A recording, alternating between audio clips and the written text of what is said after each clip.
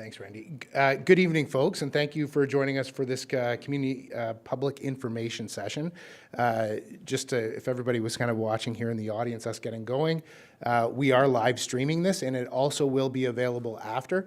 This is a very hot topic in the community, as people can see and are aware of, and so that's why the opportunity to have it streaming live and then available after. My name is Brian Johns. I'm a councillor for Ward 2, and I'm currently serving as the acting mayor for the town of East Gwillimbury. I'd like to begin this evening with our land acknowledgement. The town of East Gwillimbury recognizes and acknowledges the lands originally used and occupied by the first peoples of the Williams Treaties First Nations and other Indigenous peoples, and on behalf of council, I thank them for sharing this land. We also acknowledge the Chippewas of Georgina Island First Nations as East Gwillimbury's closest First Nation community and recognize the unique relationship the Chippewas have with the lands and waters of this territory. They are the water protectors and environmental stewards of these lands, and we join them in these responsibilities. So also gathered here tonight are joined by members of council. We have Councillor Terry Foster, there he is at the back, Councillor Tara Roy DiClemente, Councillor Scott Crone, and Councillor Susan Leahy. And tonight we'll be hearing from York Regional Police, who will be presenting information related to community safety, and I take this opportunity to thank them for joining us. Thank you, folks. Community public safety is an important topic for our community, and over the last few months, there have been an increase in conversations and communications with members of our community about safety, and tonight we will hear statistics related to safety in East Gwillimbury and also learn some tips on what each of us can do to ensure our families and our homes and community remain safe. As I said earlier, tonight's session is being live streamed on the town's YouTube channel, and again, it will also be made available on our website for future viewing. So with that, I am now pleased to introduce Superintendent Russ Bellman. Superintendent Bellman has been a police officer for more than 35 years. He is currently the officer in charge of the Newmarket Station, which also oversees East Gwillimbury, the policing in East Gwillimbury. And he has previously commanded both Georgina and Richmond Hill stations and has had a wide variety of assignments with York Regional Police, including criminal investigations, intelligence, professional standards, and is currently one of York Regional Police critical incident commanders, and is also a Police Services Act hearing officer. So with that, ladies and gentlemen, Superintendent Bellman. Good evening, and thanks very much, Mayor Johns, and thank you for having us here tonight. For those tuning in via YouTube and in person, thank you for the introduction, and I'm just going to quickly go over a brief introduction of the people that have come from York Regional Police tonight.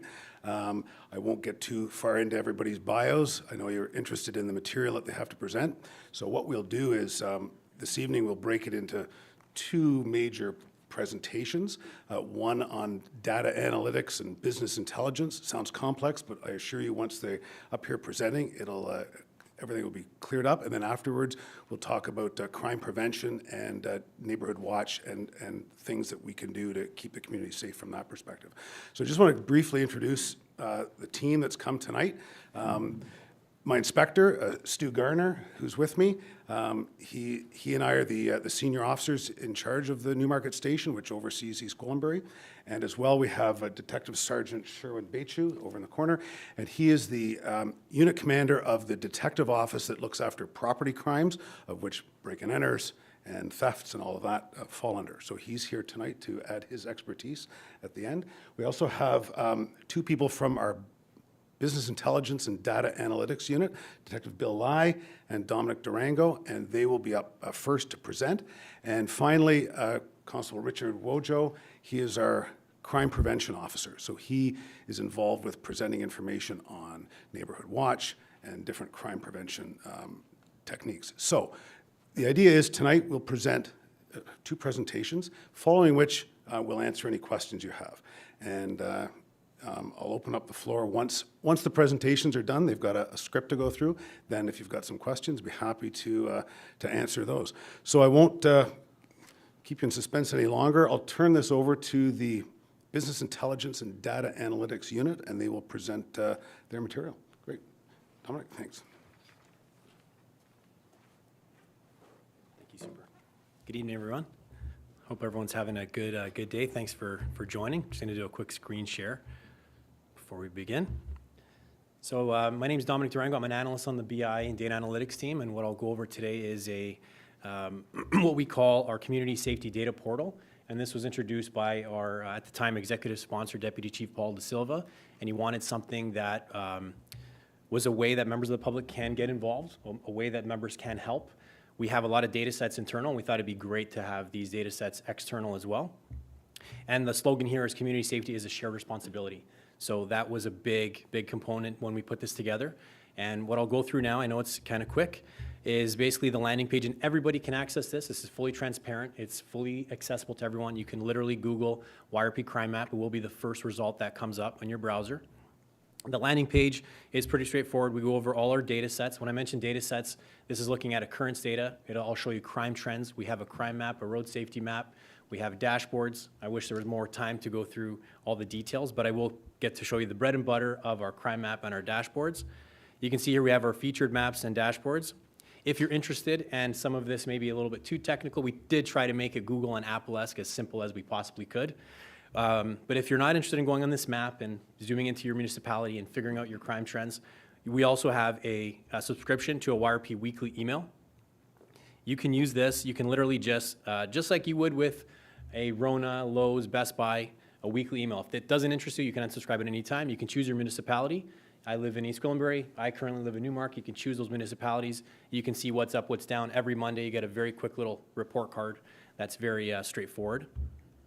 If this interests you, myself, Detective Billy Lai, our supervisor Scott Hurst, we run a session once a month, and we have access. You can enroll in that whenever you want. When we do a 1-hour academy session that goes into further detail on how all the filters work and the download the data sets and a lot more details. So there's a lot of stuff on this page. I'm just going to jump right into our maps. So if you click on our maps, we have a host of a couple options. So the community safety map is 2023 to date. We also have road safety related occurrences. We didn't want to overwhelm the data and have both in one. That doesn't mean traffic tickets. That's going to be your careless driving, criminally related road safety events that have their own map. And if you wanted to look at a snapshot in time, we also have a historical map from 2019 to 2023. And we have our dashboards as well. So the first thing I'll show you is our crime map. So this gives you a beautiful overview of our lovely York region. You can zoom in to any municipality you want. It is dynamic. So if I dynamically just zoomed into the center here, it's going to show a little bit of Newmarket Aurora. The totals on the right-hand side dynamically change based on what's in your view. You can make that a little bit more detailed and say, hey, you know what? I live in East Gwillimbury. It'll dynamically just bring you to East Gwillimbury, and it'll say in the last 7 days, these are the total crime counts that took place in our municipality. You can click on these, and they'll give you tombstone information. Obviously, this is sanitized data because it is for the public, and we never want to re-victimize anyone that was a part of a sex crime or whatever the case may be. And with that said, when you zoom into a location, like this, for example, if I'm clicking on an assault, this is going to be at your nearest intersection. We're never going to plot it directly over that person's home, just because we don't want anyone being re-victimized for whatever the case. But we do fully transparent. We do release the occurrence number. There's the occurrence date. This is an assault. It'll tell you if the case was open, closed, or solved. Fully transparent, accessible to the public. This happened at a business, and again, nearest intersection. And internally, we use districts, so East Gwillimbury is part of one district. But what's really cool about this is directly embedded into this occurrence, there is a Crime Stoppers tab. So I can quickly click on the Crime Stoppers tab, reference that occurrence. If anyone knew of anything that took place with this occurrence, you can put in your who, what, where, when, what do you know. Obviously, this was East Gwillimbury, but a lot of information that is a way that members of the public can help if they knew of anything with this scenario. And it is completely anonymous, and we tried our best to make that as interactive as possible, directly related to that go. We also have crime prevention info. This will take you to the generic crime prevention info page, but there's a host of information of ways that you can keep yourself safe on any type of crime types. And I'll show you a better example. So if I just zoom out to East Gwillimbury, and I'm going to expand the date range to 60 days. Obviously, there's going to be more things taking place. So you can see the total on the right-hand side will give me a breakdown of 66 occurrences. If I'm interested in the hot topic of the break and enters, you can see that East Gwillimbury had in the past 60 days, there was 6 residential B&Es. I can click on that, and it'll just dynamically show me where those took place. I can click on those. The map tip details do work the same, but the crime prevention info should be related now to break and enter. So we tried to tailor it so if you click on a theft of motor vehicle, the crime prevention info details will be theft of motor vehicle related. If you click on a break and enter, it's going to be break and enter related. And there's a lot of amazing detailed stuff here from yrp.ca, and we thought if you're coming to our portal, we want to have everything from yrp.ca that's accessible directly on our community safety data portal.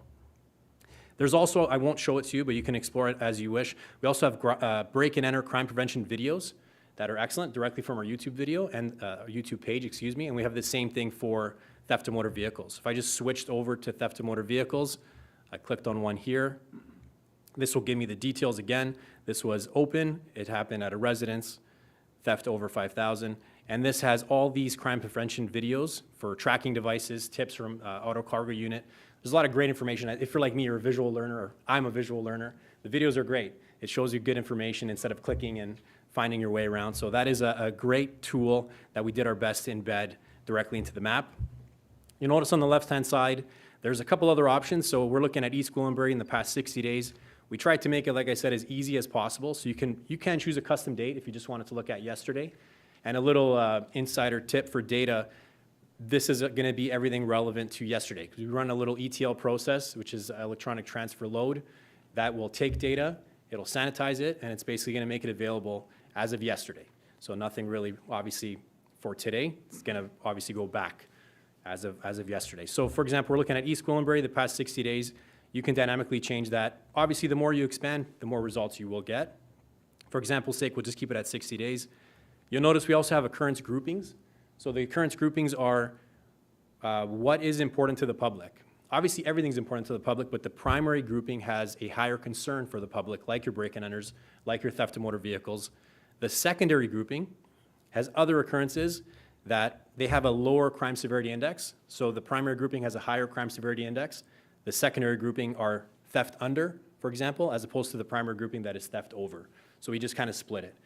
If you want to be a little bit of a data nerd like myself, you can click on everything. So this will give you a bigger snapshot of what East Gwillimbury would look like when you're looking at every crime type that we included in the crime map. If you want it to be very specific, and for example, just the break and enters commercially and residentially, we can click on that and theft of motor vehicles, and it'll just give us a snapshot for there's been 2 commercial break and enters, 6 residential break and enters, and 15 theft of motor vehicles, where they took place, obviously within the realm of East Gwillimbury in that municipality, but bounced to the nearest intersection for privacy concerns. Internally, we use study flags, so we thought, let's be transparent, let's use that externally as well. So we have violent crimes, shootings, hate crimes. You can explore that as you wish, and that'll basically just say that this was a confirmed shooting, this was a confirmed hate crime, or this was a confirmed violent crime. You can use those filters. We also have media releases, which I think are excellent. So I'm just going to zoom out here and I'll see if I can find one. I'm going to unselect the crime grouping of theft or motor vehicle. I'm just going to choose everything for example's sake. And you'll notice now on the bottom right here, you can click on media release as a filter. Thankfully, East Gwillimbury only has one media release, which is a sign, an indication that the community is quite safe. Unfortunately, this is the home invasion example. So fully transparent, this was a robbery home invasion. The status is open. It took place at a residence. The way it's plotted, as I said, is the nearest intersection. This is categorized as a violent crime. But what's interesting about this is we worded this because we want members of the public to help. So we have the Crime Stoppers tip page, completely anonymous. We have crime prevention info that'll take you to the crime prevention page. But we also have community safety alerts, and we worded it as help solve this case. There's a lot of members of the public. I know I'm a member of the public too. I want to help as best I can, even as a civilian. So help solve this case will take us directly to the media release. And this media release is basically saying multiple suspects saw it in East Gwillimbury home invasion. It tells you all the details. It has even the YouTube video, fully transparent. But it also has, if anyone has information, who to contact, hold up all their contact information, the constable included, and the GO. The GO is fully transparent and included as well.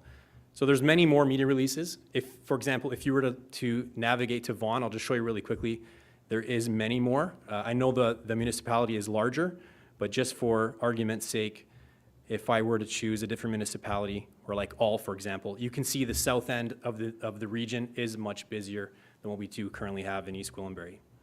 So that's great. That plots where things are happening. Let's go back to East Gwillimbury. And what else is really neat that we embedded was, if I wanted to analyze break and enters and I wanted to see, okay, this is where they're taking place.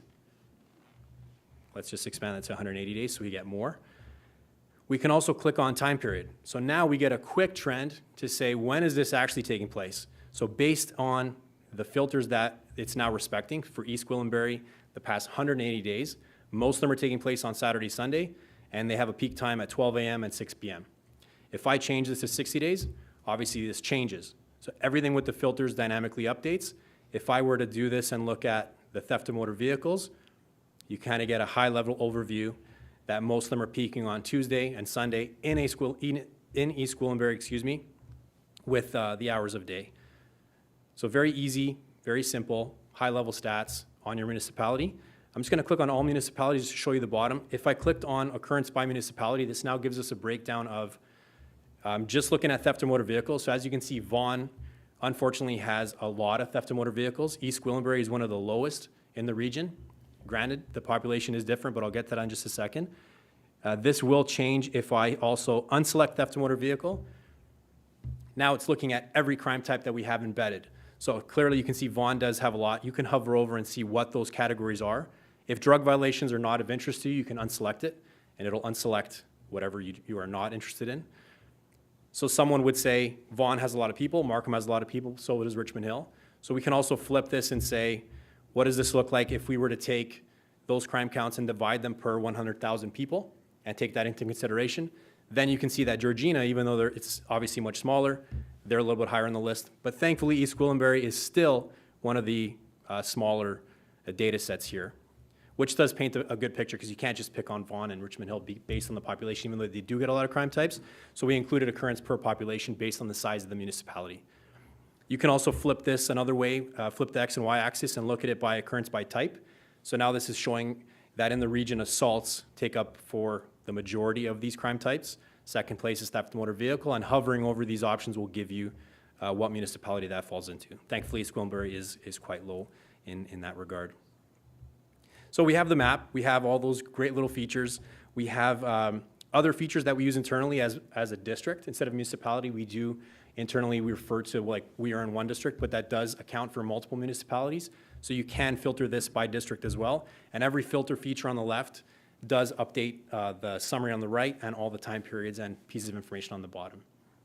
So that's our very high-level overview of our crime map. If you do want more information on that, we do have that academy session coming up on Thursday. You can enroll, and myself and Scott or Billy will be happy to walk you through the details. Really quick, I'm going to show you our dashboard side of it.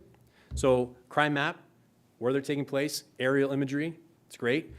But let me show you our crime trends dashboard, which is even easier. Even internally, we get a lot of freedom of information requests, and we now can direct them to this, which is helpful even internally. But to members of the public like yourself, we can look at this snapshot year to date. We can look at it 7 days, 30 days, 180 days. So I'm just going to choose that for example's sake. And you can see that break-in enters, and this is region-wide. This is not just East Gwillimbury, are unfortunately up quite a bit. You can look at this specifically by your municipality, and in comparison, you can see that in the past 30 days, there's only been 4. In the same time period last year, in a 30-day variance, there was also 4. So it's just kind of the variance is at 0. So very high level, it'll give you those stats. Commercial, break-in enters, residential. You can also look at this by 365. So East Gwillimbury had 25 break-in enters last year. Now there's 37, so that is up 48%. That gives you that metric based on the variances on the bottom tab. You can use a custom date option if you want to look at just one date. There is no variance there because you're just looking at one date option, so it's not comparing with anything. We also thought let's include a 5-year tab. So I'm going to unselect East Gwillimbury just so I can get a good trend line. So attempted murder, you can see what did that look like region-wide in 2019. There was 32. Then in 2020, that went down to 26. So you can see that went down 18%, and et cetera, moving forward all the 5 years. 5-year tab 2 is basically the same thing. It's just looking at other occurrences like your break and enters. You can see in 2019 at the beginning of the year we had COVID, a lot more people were home. There's a big decrease in break and enters. More people are home. No one wants to come break into your house. Drug violations, we did update the data, but also here there was a big dip at the beginning of 2018, 2019. That could have been the legalization of cannabis. So there was a decrease there. And unfortunately, the hot topic, as you can see, theft of motor vehicles is on the rise drastically. That's really the high-level overview of our community safety map. There is so many more little hidden Easter eggs that are helpful to you. And like I said, I can't stress enough, if you do have questions, we do have our email, businessintelligence@yrp.ca.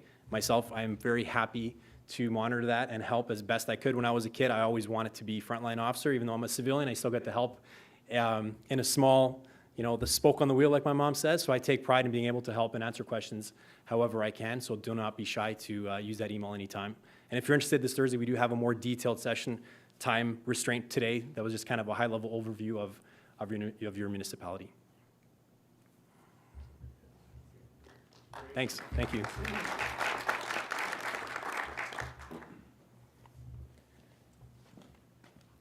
All right, thanks, Dominic. And feels a little bit like drinking from a fire hose, right?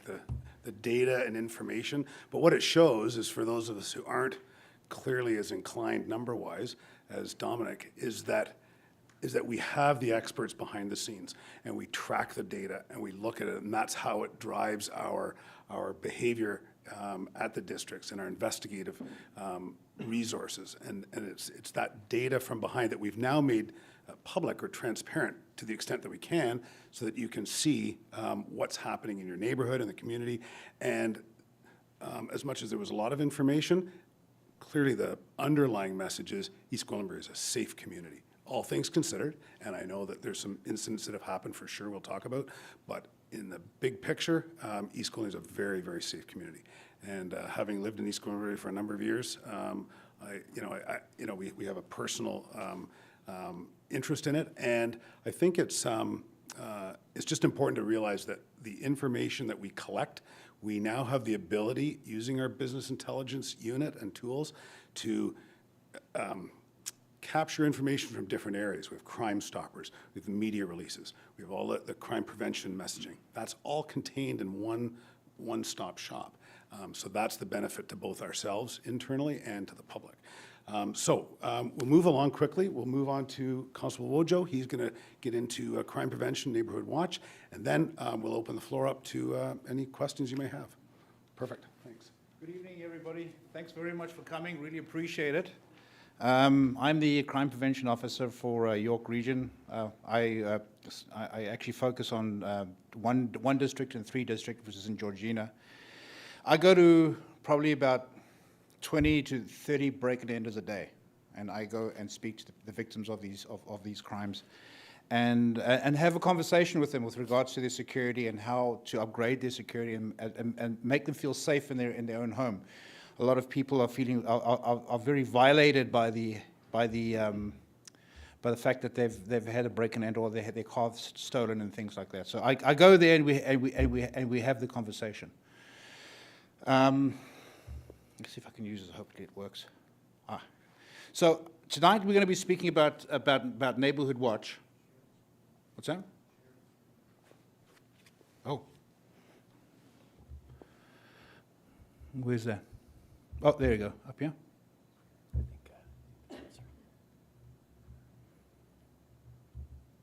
Oh, there you go. Perfect. Thank goodness. Thank goodness you're here. Because it's the gray hair, right? It gives you away, right?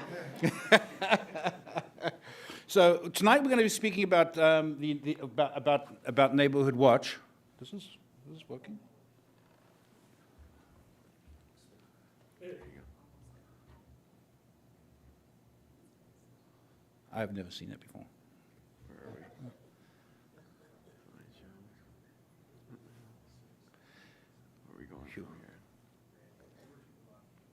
It's usually up to there.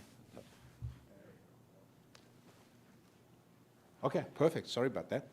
So tonight we're going to be speaking about Neighborhood Watch. My 2 main topics are Neighborhood Watch, and I like to promote those because with the expanding communities, people are not knowing each other. There's a lot of disconnect between your neighbors, so you don't even know who your neighbors are. So we're trying to promote Neighborhood Watch to increase community and basically the safety in your areas when it comes to the rise in the crime and things like that. So what is Neighborhood Watch, and what are we going to be speaking about? We're going to be speaking about the criminal's perspective. We need to understand what the bad guys are actually thinking, and basically just an overview of what the things that we have seen as officers on the road with regards to how and why they're choosing your house. Have you ever had your house broken into? You can ask yourself, have you ever asked yourself, why did they break into my house as opposed to your next door neighbor? Why did they choose my house? Right? So that's one of the things we're going to be speaking about. The benefits of Neighborhood Watch, the drawbacks and limitations, because there are a few drawbacks and limitations, not many, but there are a few.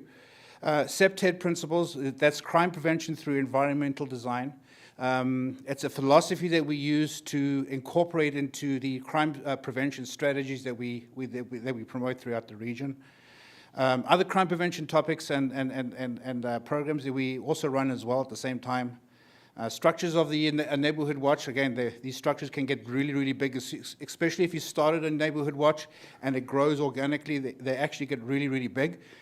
And how to mitigate that and actually work with that. Security camera registry, we also try and promote that because that helps the police and investigators with canvassing. Crime prevention, or crime reporting and the methods that we can use. A lot of the issues with Neighborhood Watch it relates to crime reporting and how to actually go about reporting these crimes. So the crime triangle and the criminal's perspective, if you can think of the main things that the bad guy is thinking about, it's basically a triangle. Is there opportunity? The first thing he's going to ask himself, is there opportunity? Does he want your Lexus? Does he want your Highlander? Does he want your Dodge Ram? Is there an opportunity to take it? Is it parked in your driveway? Is it easy to take?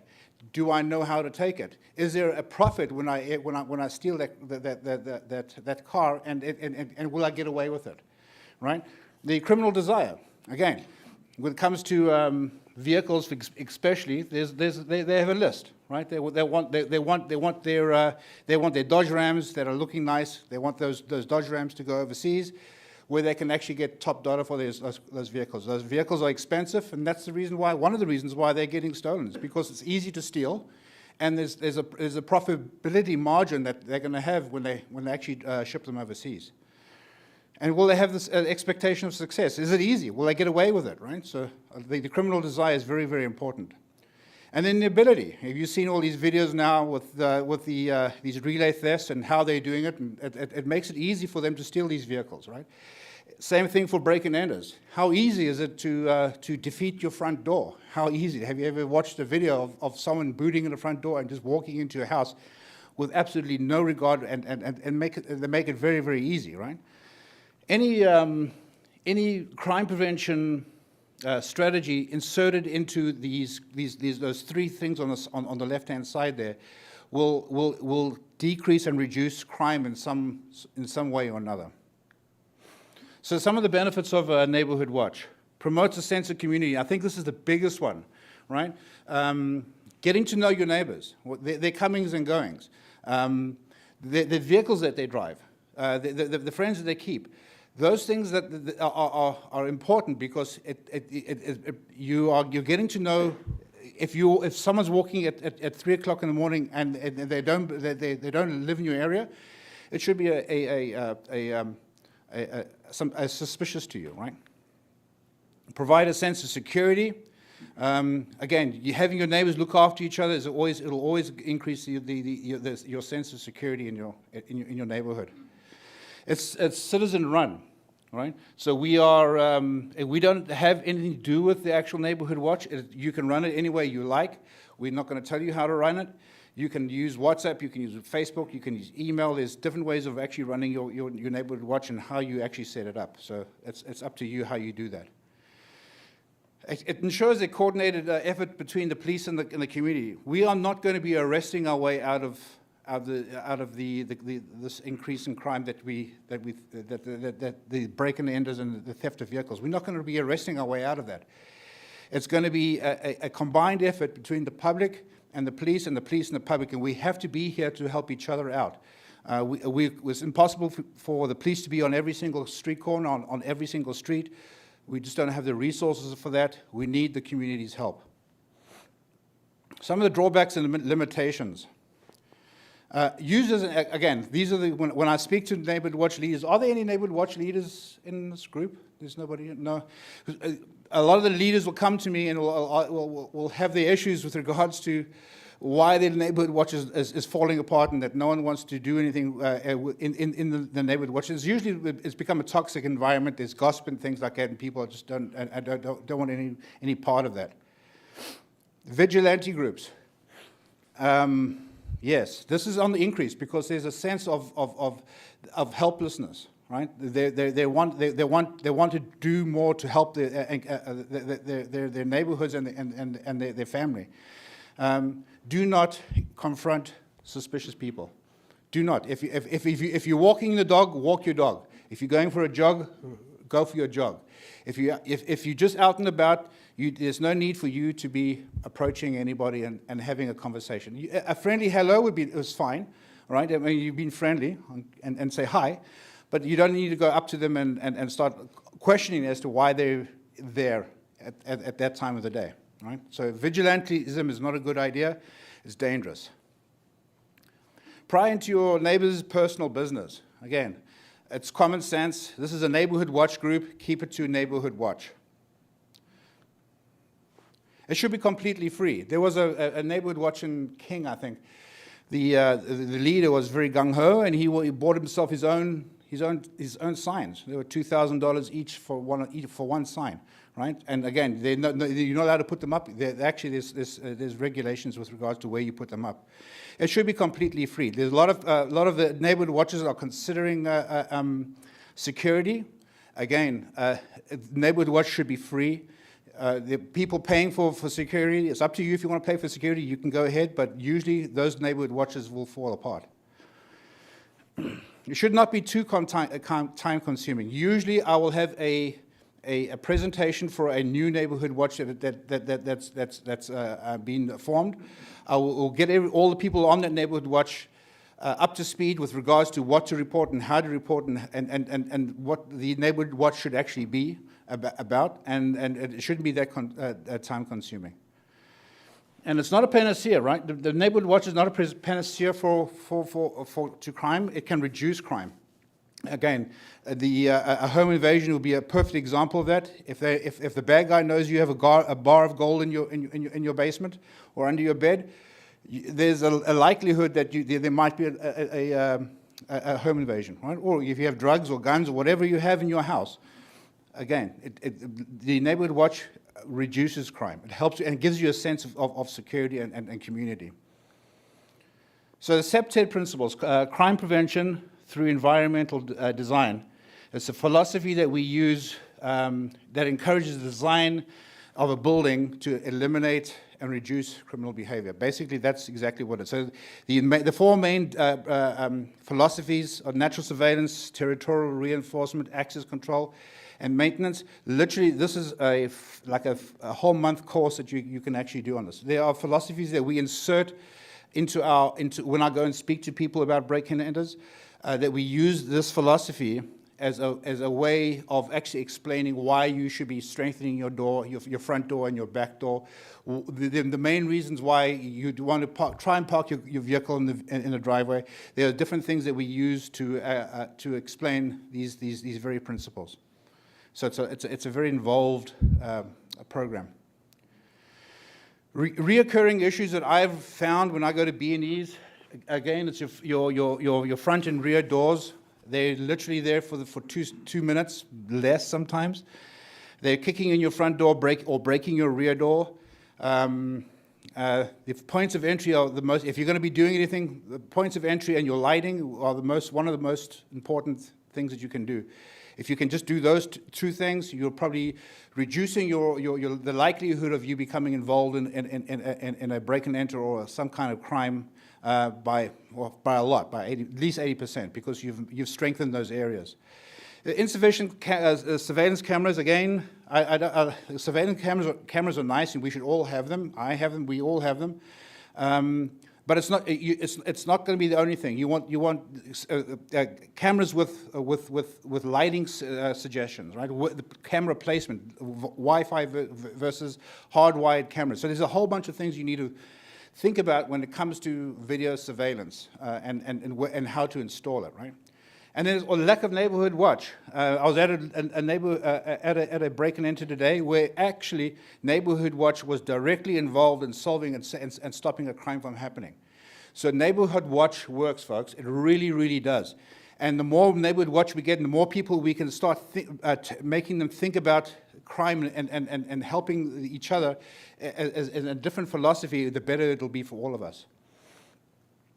So other programs that we kind of oversee, the Crime Stoppers, that we do a bit of that. The camera registry. If you do have cameras, if you don't mind, if you want to, you can register them with YRP.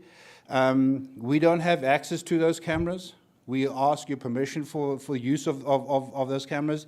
It speeds up canvassing and it helps us, especially if there's a hot call, say a home invasion, and we need video surveillance ASAP. And if it happened in an area, we know that there was that you're in that area over there.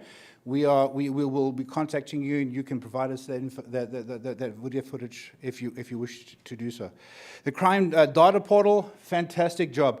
I would always say if you're going to think of starting a neighborhood watch, use the crime data portal as your justification. Say, hey, listen, guys, this is happening in our area. Please, can we start a neighborhood watch? Look at this crime stats yourself. And then there's online reporting. So this is what a neighborhood watch template looks like. Again, it doesn't have to be as fancy as this. Usually these kind of watches grow organically over time. This actual one is down in Richmond Hill, is very, very active. And they are, and they have had to separate and split themselves up because it gets so large. It doesn't have to be this big. 20 neighbors on your street. You start with some signage, and it usually grows from there. And if it gets too big, you can separate and get different leaders as you go along. The camera registry, YRP, again, has no access to those cameras.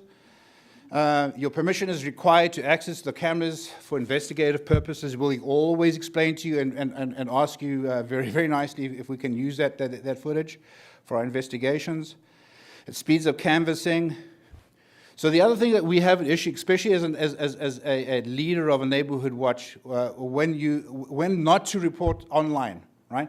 A lot of times we want to get the information from the public. We need those reports put in. Sometimes they'll complain about suspicious vehicles on their street late at night, and they're not telling us, right? Or it could be an impaired. It could be something else. It could be a whole bunch of reasons why it should be reported. And then we have different ways of actually reporting it. One of them is online. And there's certain things we cannot do. We cannot do online. So there's certain reports we can't do online within the police in the policing sphere. The first one is if a crime has occurred outside York Region. So if you, for example, if your car was stolen in Toronto, you're going to have to go to Toronto to actually get that reported, right? You have to go to Toronto. A lot of times we'll circulate the vehicle as suspicious, but the report actually has to be reported online in Toronto. Threats of violence you cannot report online. So if it's domestic related, any threats made, anything like that, you can't report those online either. Hate bias related crimes, domestic instances we don't report online. We need an officer, no matter where it is in the GTA or in Ontario. We have to send officers to go and investigate it thoroughly. You also know the suspect. If you know the suspect, we need officers to come and ask you specific questions regarding the suspects. If there's information related to a vehicle involved in a crime, you need officers to go there, so you can't do that online. If there's evidence left at the scene, for example, if there's an axe with blood on it or a crowbar, a break and enter, we need to go and process and seize that evidence appropriately. And if you wish to remain anonymous, you can't do it online. You have to. There's a Crime Stoppers number that you actually have to call for that.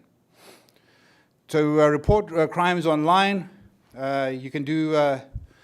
Mischief or damage to your vehicle, not a collision. So if someone keys your vehicle and there's no suspects, we can do that online. Damage or mischief to your property. If someone steals your garden gnome, you can report that online.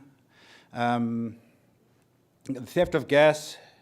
All these ones alleviate police response to these kind of crimes where there's no suspects involved. Identity theft, fraud.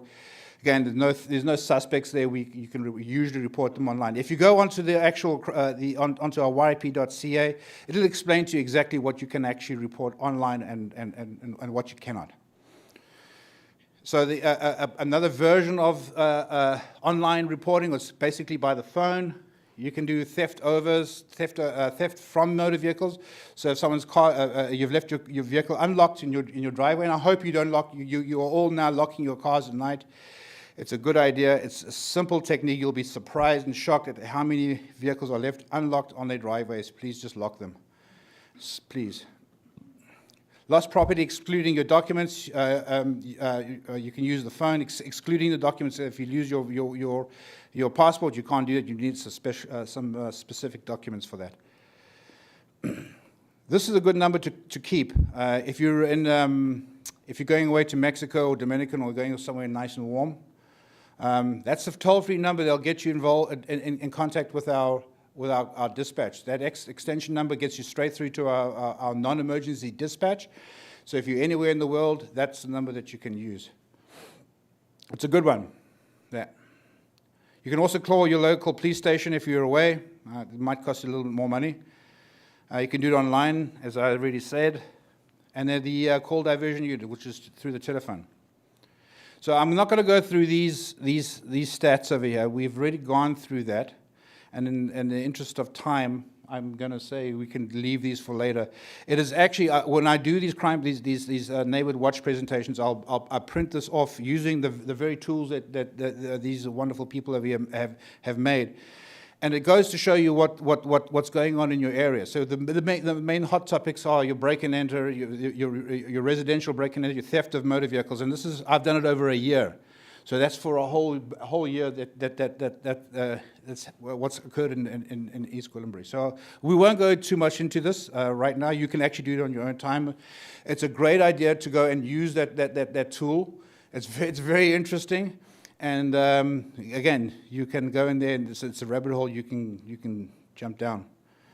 So it's the same over a year. Your main stats. So when you get this information, it's good to know, because if you know that they're looking for, say, you have a Dodge Ram, for example.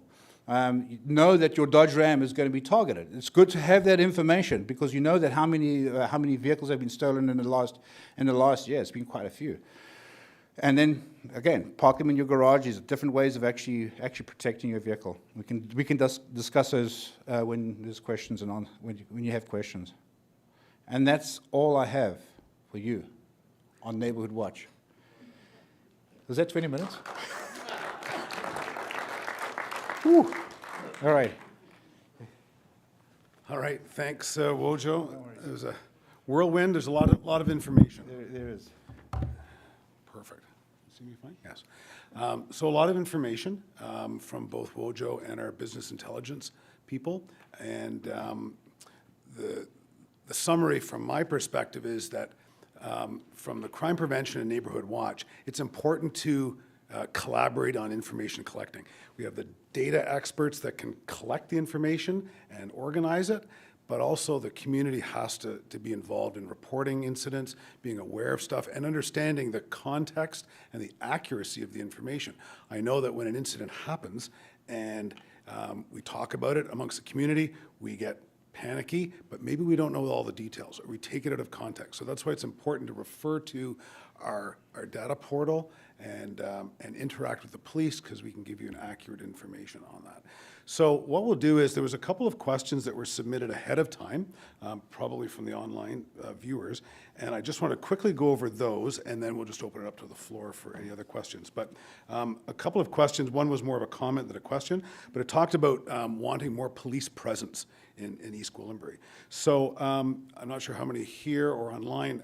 Back in the fall, I made a presentation to East Gwillimbury Council, and it was a little more formal. There wasn't as many question and answers, but it was basically a a short presentation on the status of policing in East Gwillimbury. And what it did was it showed a little bit of statistics, but it also showed what our police response is and what resources the police have to engage in East Gwillimbury, whether it's the dedicated patrol cars that are here or whether it's the specialized units or support units that can come into East Gwillimbury when it's required, and how many officers and resources work out of the Newmarket station, which feeds East Gwillimbury. So I'd refer you to that presentation. It's still on YouTube. It's still online, and you can, it's a very quick, probably 10 or 15 minutes, and that gives you a quick overview on that. There was another couple of questions, something about somebody who called in and talked to, I'm not sure who at the police, about a hotspot of activity and wondering how bad does it have to get for the police to increase the patrols. So the thing is, it's a bit difficult because we have, as much as we have the business intelligence data analytics unit, each station has their own crime analyst that works with our detective office, and they're there every day, and they look at the trends every day. So they bring that to our attention and basically say, look, we're seeing an increase in break-ins or car thefts or whatever, or suspicious people. And that's how it directs our officers that are in uniform, the investigators in our criminal investigation branch. We also have a community-oriented response unit, and they're uniform officers that don't respond to the calls, but they focus on whatever the community is looking for, whether it's road safety, traffic complaints, drug issues, loitering, youth complaints, and they'll target their efforts on that. They also work with the municipalities on homeless issues. So that's a resource that we can tailor to meet whatever community need is looking for. There was another question about how many officers are specifically assigned to East Gwillimbury compared to now versus they were looking for 7 years ago. So I can tell you, if you refer back to this presentation I did in the fall, the Newmarket station, we have 18 cars out on the road, officers in cars on the road all the time. 3 of them are dedicated to East Gwillimbury. You might think, well, wait a second, 3, that doesn't sound like a lot. But those numbers are solely based on population, calls for service, crime severity, all those data that feeds our response. But as much as there's 3 dedicated cars, we have the specialized resources. We have the core officers, the detective office is there, and they will be engaged in investigations. And as well, you may say, well, there's 9 cars assigned to Newmarket and only 3 in East Gwillimbury. Okay, that's based on numbers. However, if something serious happens in East Gwillimbury, you know that there's a lot more officers available to respond. And sometimes we talk about our response times as a measure of how quickly we can respond. I can tell you that our response times are good. They're very good, and we can prioritize things to respond to the needs. So those are the questions that came in online, and I'm just going to open it up, and I'll either answer the question or I'll refer to all my other expert friends here, and we can go. Yes, at the back. It's possible they made it through. I only have, and I may have printed this off earlier in the day, but if you had any specific questions, sure.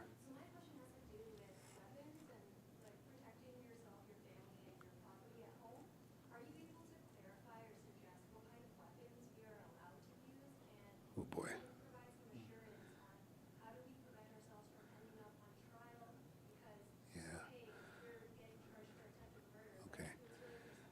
Yeah, sure. So the question for the people online was, the question is about what can I as a resident or citizen do to protect myself in my home, and what weapons are allowed. And I think, so I think I don't want to defer to somebody else here, but I think the idea is that first we have to put it into context that I know recently we talked about a home invasion, a recent home invasion. I can tell you without, obviously it's an ongoing investigation, we can't talk about that, the specifics. However, I can tell you that every home invasion in the region is targeted. They're not random. So if you live a lifestyle that's a criminal-based lifestyle or whatever, that's where it's coming from. It's not a random act for home invasions. And to put the language in perspective, there's break-and-enters and there's home invasions. Home invasions, like we saw the media release, a home invasion is where where people with weapons go into a house looking for property. I mean, they're looking for drugs, jewelry, weapons, that sort of thing. So I'm deviating from your question in terms of how to defend yourself. Your best defense is to be a good witness and call 911. The sooner you do that, the better the response is. Unfortunately, we sometimes get a little bit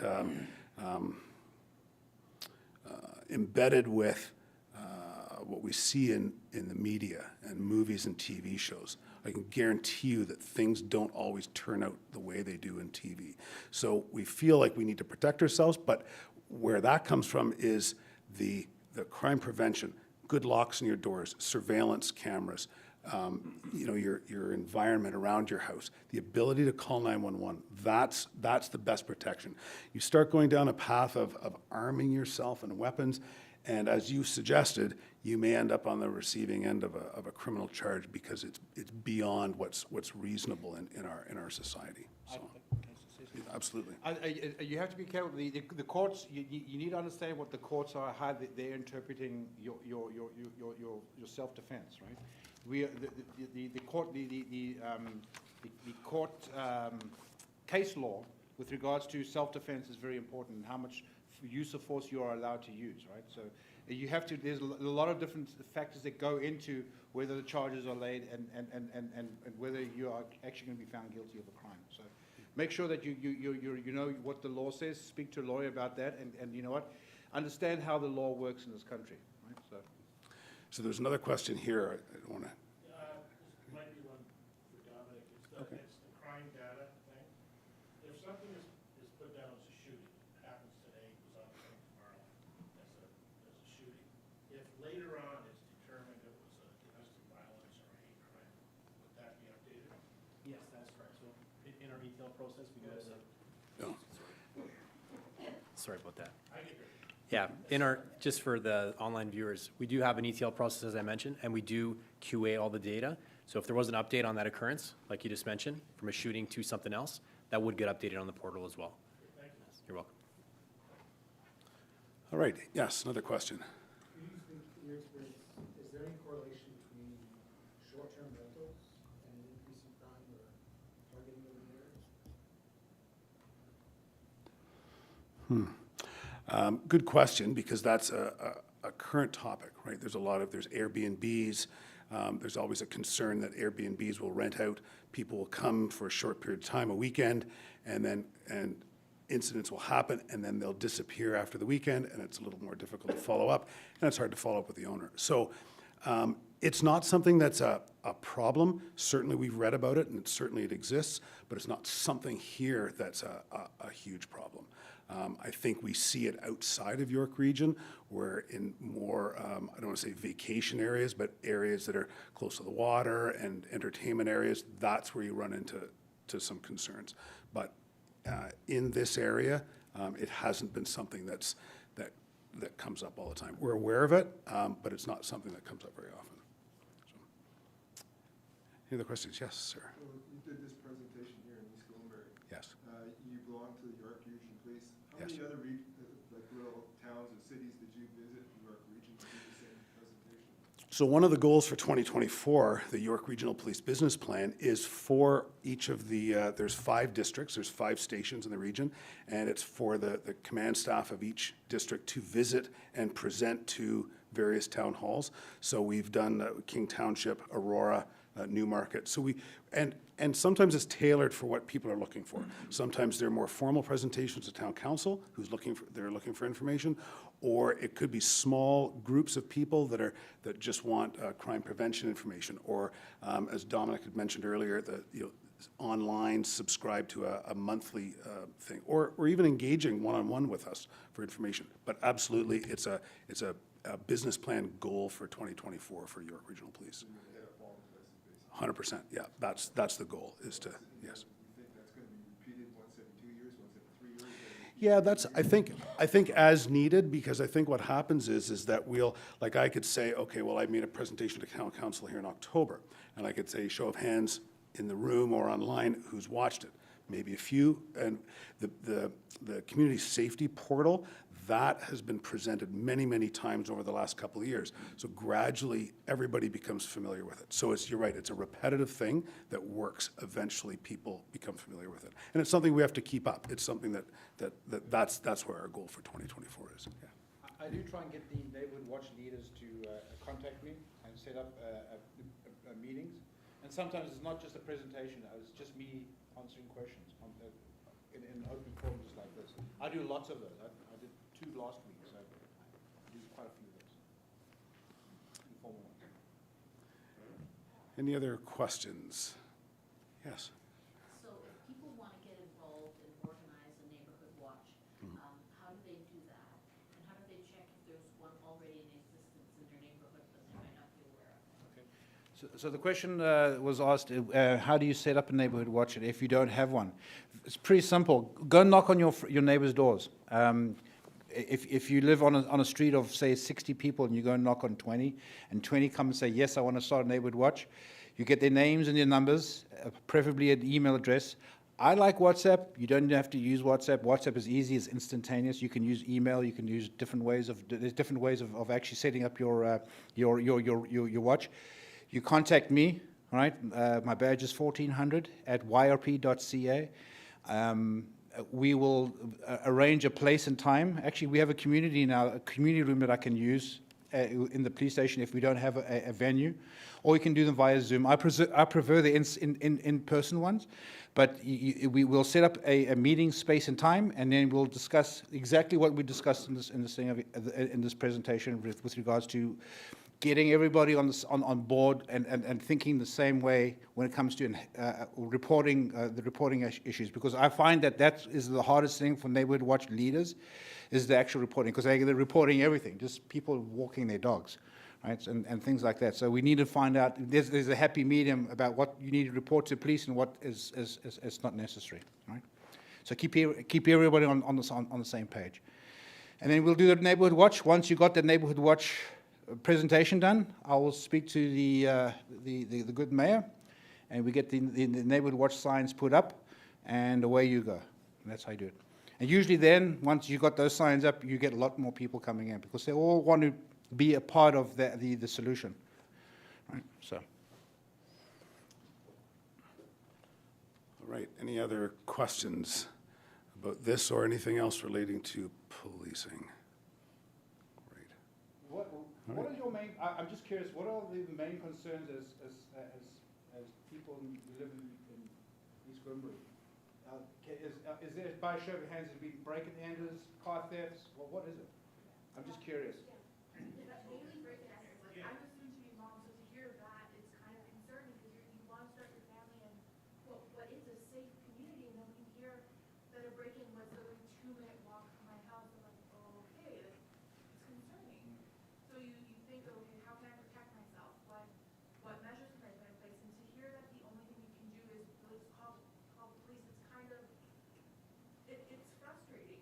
Yeah. Like, I know that's the best thing to do, but if someone comes in armed, if my dog attacks them, I'm still the one that gets charged. Like, it's kind of insane to me. So I think we have to put things in perspective, and I 100% understand your concern, because that's the thing. You hear about a break-and-enter down the street, and you go, okay, am I next? And I think the biggest difference is break-and-enters, generally speaking, they're people looking to steal things. And if you're home, and oftentimes they'll be banging on the door, and then if you answer the door, I was looking for a different address, and they leave, because their goal is just theft. The home invasion and the weapons, those are targeted incidents, and as we've seen from the data, it's such a low occurrence, and they're targeted. So unless you live a lifestyle of drug dealing, weapons dealing, and criminal activity, you're not the receiving end of things like a home invasion. They're serious, they're terrible, but they're very, very targeted. So on both ends, they're not random. When random things happen, which is extremely rare, that's something that we become very quickly engaged in. And you'll know from the police messaging, you'll know that there's a public safety concern. And that's something that we work really hard to communicate out. So it's the feeling of being safe versus actually being safe. And that's the difference, right? We look at the data, We say East Gwillimbury, wow, that's a safe place. I mean, when Dominic pulled up the stats and showed, here's how many break-ins in the last week or a month, given the population, not very much. Pretty safe compared to neighboring communities. But it's the feeling of it. When it happens around the corner, we feel that. And that's where Wojo will come in. Our investigators and our detective office will come in. If you have questions, we're here. We're 24/7 for the most part, but we're here to answer those concerns about it. So Do you have my email address? No, you just said it in the. It's 1400, it's easy. It's 1400 give me a call, okay? Give me an email, I'll come speak to you at your house, right? And we can just walk, and it's literally 5 minutes out of your time. And I'll go through your house and say, this is your main concerns, and this is what you should focus on improving your security. It's very simple. It's very simple little things that you can do to ensure that the idea of security has been improved. Doing nothing, it makes it worse. Doing something in your head, it makes you feel like you're actually participating in reducing crime. Because you can reduce crime very, very easily. There's very simple things that you can do to reduce crime, right? A lot. I'm not just a little bit, a lot, right? Was there not a broken enter today in Sharon? Where I live, on my street, there are, walking down my street, there are no lights, the street is dark. The houses look empty. And correct me if I'm wrong, but make it look like somebody lived there. Turn on the other side, I see them on, they have lights going on and off during the evening. Leave your TV or radio on when you're not home, make the house look lifted, because I guarantee you, if they look at my house and they look at yours, and mine is all lit up and there's stuff going on, they're going to your house. absolutely, it's the basic, yeah. It's a really simple thing to do. Yeah. And I see this on Facebook once, and somebody said, oh, it won't make a difference. Guarantee you, dark house, a bright house, I know where they're going.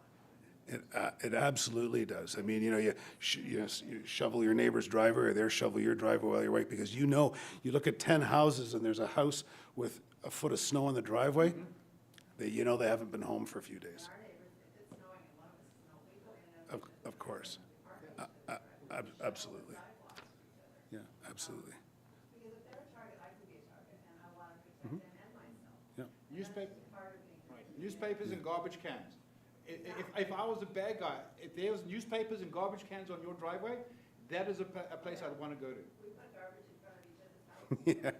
Make it look like somebody is Right. there all the time, not just vacation. And never put on Facebook that you're going on vacation. No, that's right. No, that's right. Yeah. I'm available. So, first of all, you're hired, you're gonna be my new deputy. So So I've been doing residential break-in entries, I've been investigating them for about 8 years now. I used to run the team that investigated break-in enters. I worked in the South End in Richmond Hill, and I can tell you, everything you just said there, every time I came out to a community meeting in Richmond Hill, and you guys saw the numbers, it's out of control over there. That's what we talked about. Literally, that was my message. Know your neighbors. Does everybody here know their neighbor? Yeah, that's important, because if your driveway's covered in snow and there's no car action in there for 2 days, there's nobody at that house. To answer the question somebody mentioned, there was a break and enter on their street, and who was that? Sharon. Today? Yeah, that was you, yeah. So that's accurate, there was 2. Yeah. Like, we're transparent, I'm gonna tell you what's happened. There was 2 break and enters, and both of the houses have been unoccupied for a month each. There's nobody home. There's nobody cleaning the garbage. There's no one moving the newspapers that are dropping at the front of the house. There's no lights on in the house. It's so easy to figure out. Would you say the disabled and seniors are more vulnerable? No, you're home. You can, No, an 80-year-old no, okay, so I'm gonna tell you this now. In my experience in 8 years, my personal experience, every break and enter that has happened in Richmond Hill, and I'm talking mostly for Richmond Hill, because there's not that many in the district we work in now. So when I was in Richmond Hill, when there was like 80 a day, if somebody went into that house, when these guys were hoofing the door in because nobody's answering the door, they'll ring the doorbell multiple times. They don't just break into your house. They ring the doorbell multiple times. They're yelling, is anybody home? Because they don't want you in the house. They want to make it to that room that's got all the jewelry. They want to steal your iPhones, your rings. They don't want you there. No, you're thinking the wrong way. They don't know that behind the door. They have no idea. So you answer the door. Always answer the door. Yell through the door if you want. And if they don't want to talk to you, you say, well, I'm calling 911 now. Just call us. Okay? I'm telling you, I've got video from inside the house, outside the house, where these guys, big men too, they hoof the door in. This girl comes down from the top of the staircase. She screams. I swear to you, they screamed louder than she did, and they took off. Okay? So these guys are cowards. That's why they're doing it when you're not home. The other ones that you're worried about, the home invasion, that's targeted. And I know the superintendent mentions about other criminal people that are living there, dealing drugs, dealing firearms, whatever it is. That happens. And those people are targeted by bigger fish. That's really it. I see everybody in this room, and I see that if you guys are all neighbors and you talk to each other, and you guys look after the garbage in the blue bins. I do the same thing with my neighbors. If the blue bins are out the next day, we grab it, we put it by the garage, the side of the house, so it's not there. That's what we do.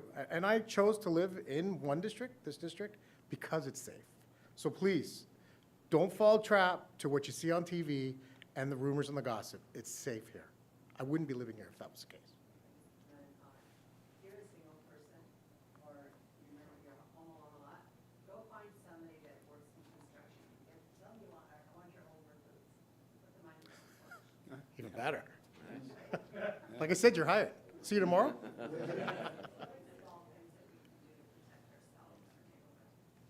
Yes. Park in your neighbor's driveway if they're away. If you have, just alternate vehicles, it's keeping it busy. Can you speak a little bit about auto theft? 'Cause I haven't heard too much about it tonight, and it's very much in the media right now. Okay, so we have an auto theft unit, first of all.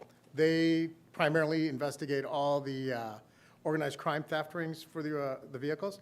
And as you guys know, because you're reading it in the news and it's all over the place, it is organized crime that's stealing all these cars. Number one car, Toyota, Lexus. Then we get into Dodge Rams. Then we get into Ford F-150s. And then we get into Range Rovers.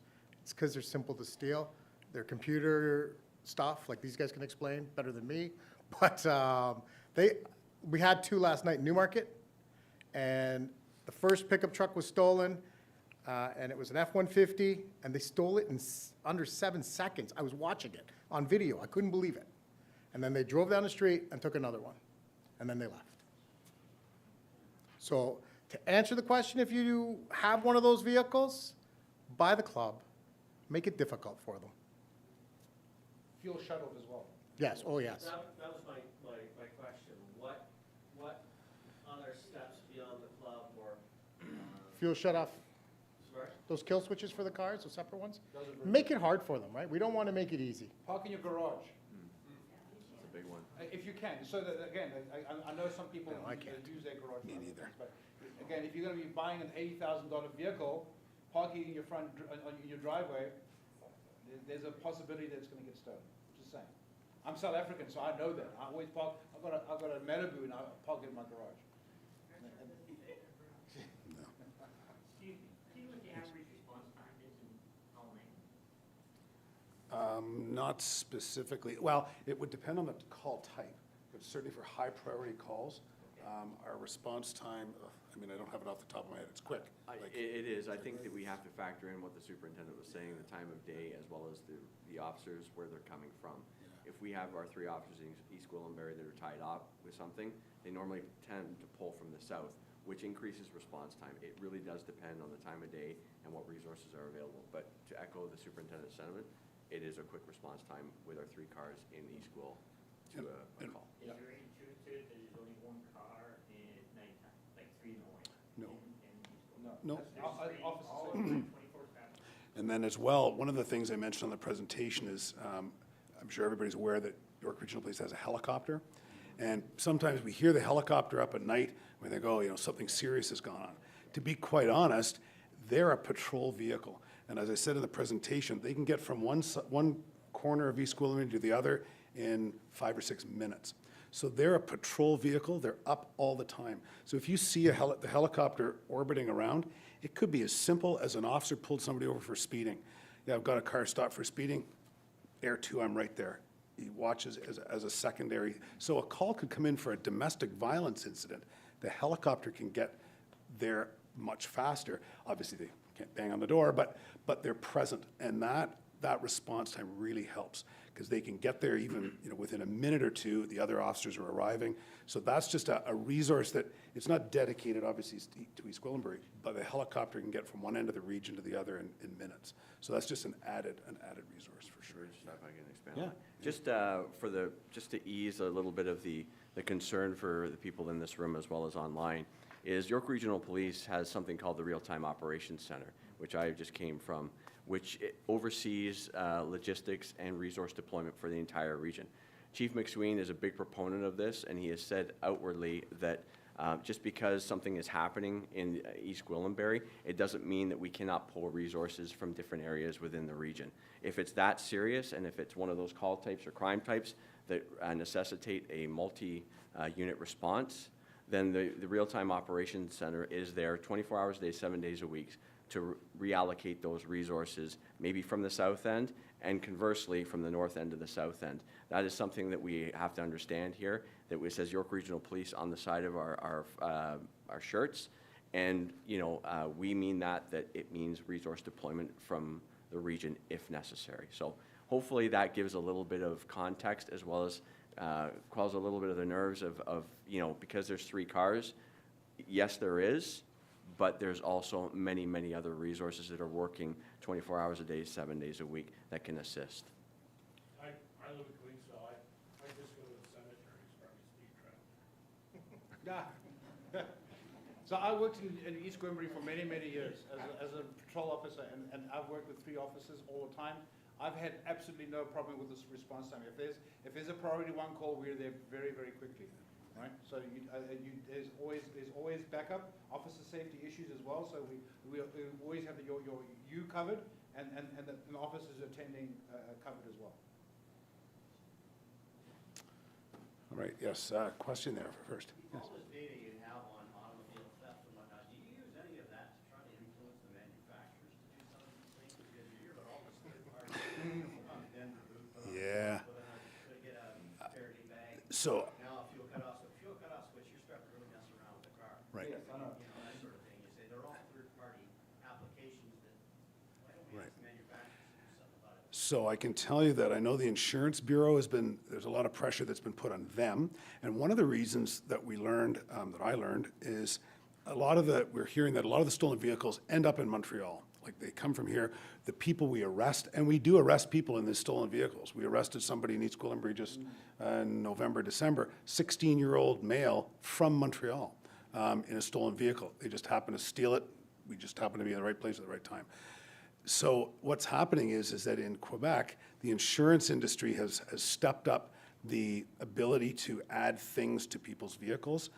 It's happening in Ontario now. I know the insurance companies are telling people if you have a high-risk vehicle, Dodge Ram pickup or F-150 or a Jeep, they're requiring you to put these third-party tracking devices on, and that's the insurance companies. You're right. The next step is the manufacturers, because obviously, it's the push button starts, and that's the electronics. And so the criminals get access to specific brands, specific technology. Once they fix that, they'll find something else. But you're right. It's trying to stay 1 step ahead as opposed to 1 step behind. So that's really the trick. Yes. And if residents want to get a Faraday bag, how Yes. do they get them? So we still have, at all our stations, we have the Faraday bags. And for those of you who are not aware, the Faraday bag is a small pouch that prevents the electromagnetic, exactly at the back. You put your keys in because the technology that these people have, it reaches out to the key fob that you probably leave on the front hall table in a pot.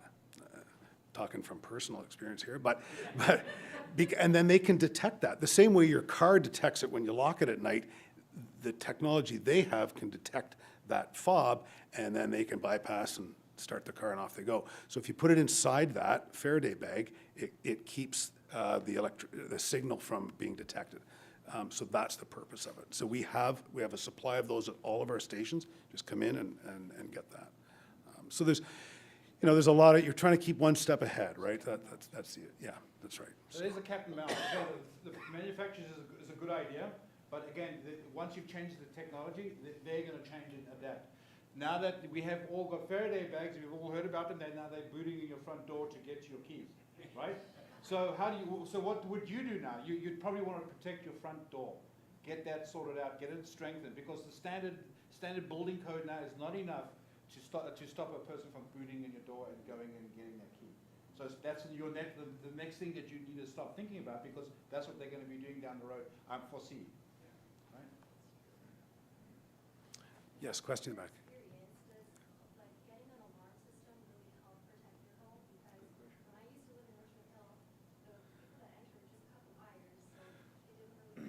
Right.